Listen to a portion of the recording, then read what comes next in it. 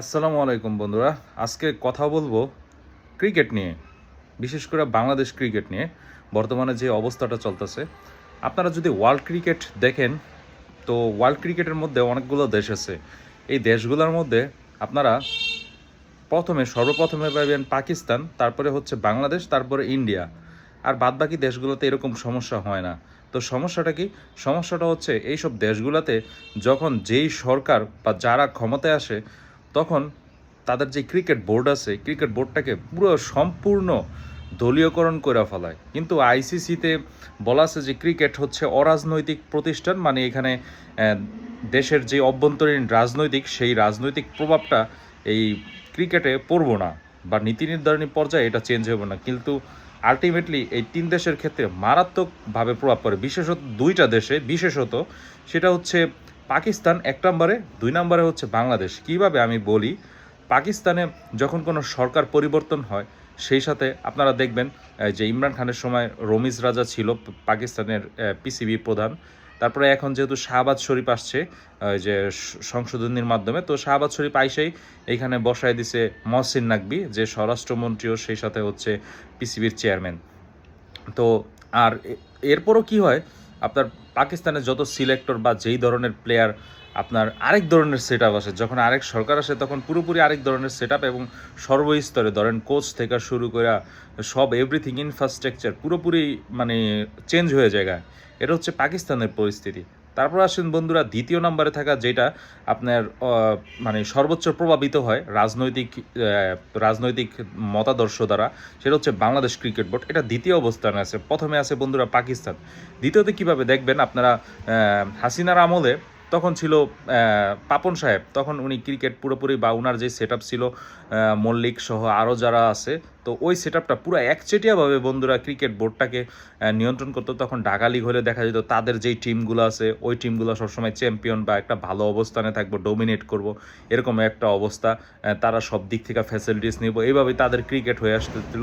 এবং তাদের পছন্দ বা ওই অনুযায়ী প্লেয়ারগুলা ওইভাবে সেট আপ হইতো, সিলেকশন প্যানেল থেকে শুরু করে আপনার বিভাগীয় কোচ বা জেলা পর্যায়ের কোচ ওইভাবে হইতো।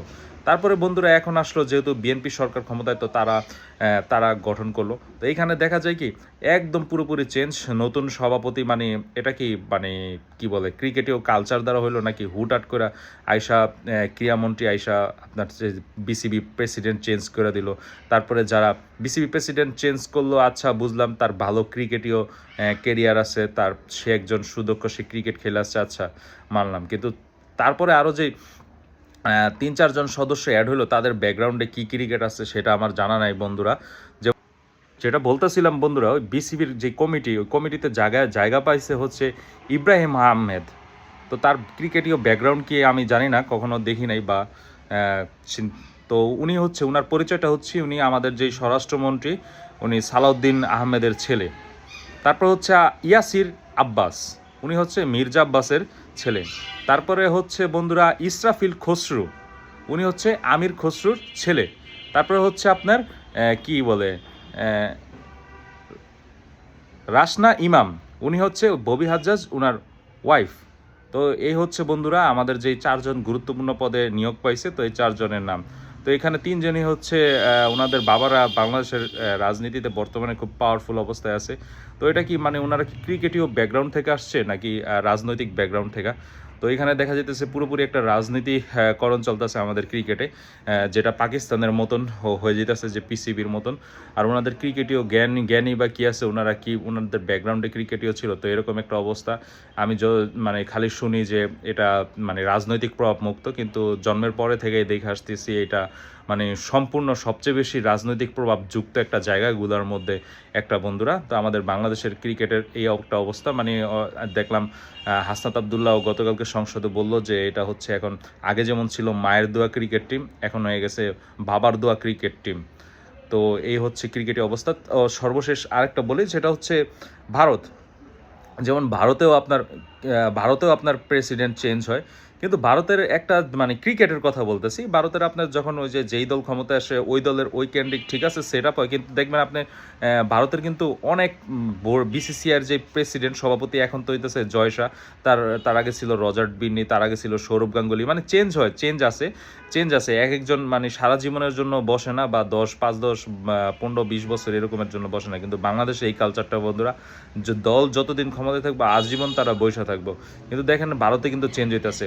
আর ভারতে প্রেসিডেন্ট চেঞ্জ হইলেও তাদের যেই জায়গাগুলা, কাজ করার জায়গাগুলা, যেমন ধরেন কোচ বা বিভাগীয় বা রাজ্যভিত্তিক যেই জায়গাগুলো আছে, এগুলাতে কিন্তু সেম আগের মতনই থাকে। আর বাংলাদেশে আপনি দেখবেন এখন বিএনপির যেই টিমগুলো ছিল, ওগুলা যে আগে যেমন আওয়ামী লীগের আমলে একদম নিচের স্তরে ছিল, নিচে নেমে গেছে বা ভালো একটা অবস্থানে ছিল না, তারা এখন দেখবেন আবার ধুপধাপ উপরে উঠতেছে। আবার যারা ওই আওয়ামীপন্থী টিম ছিল, ওগুলো আবার নিচে নেমে যাবো, অনেক টিম নাই হয়ে যাব। এরকম একটা অবস্থার মধ্যে দিয়ে আমাদের বাংলাদেশের ক্রিকেটকে সামনে আগা যেতেছে। আমাদের ক্রিকেট কতদূর সামনে আগায় যাইব সেটাই সময় বইলা দিব এবং পরিস্থিতি বইলা দিতেছে বন্ধুরা। ধন্যবাদ।